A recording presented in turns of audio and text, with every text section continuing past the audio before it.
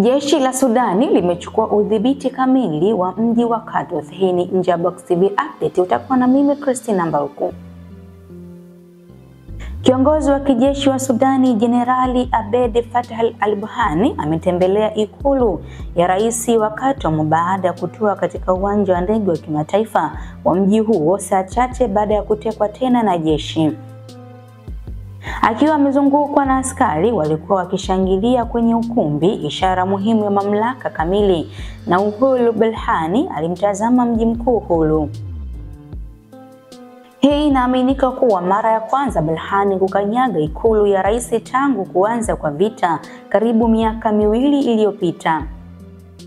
Serikali inayoongozwa na jeshi ililazimika kuhamia katika mji wa bandari wa Port Sudani kwenye Bahari Nyekundu baada ya RSF kuchukua udhibiti wa mji mkuu mapema kufuatia vita.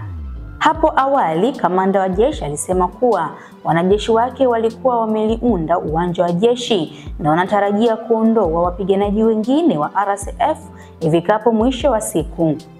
Jeshi limekuwa likienda kwa kasi tangu kuitwaa tena ikulu ya rais siku ya Ijumaa na kuteka taasisi za serikali zilizochukuliwa na RSF. RSF ilikuwa imedhibiti sehemu kubwa ya Khartoum tangu vita vilipoanza Aprili 2023 nchini kote. Mamia ya maelfu wameuawa na mamilioni wamelazimika kuyakimbia makazi yao.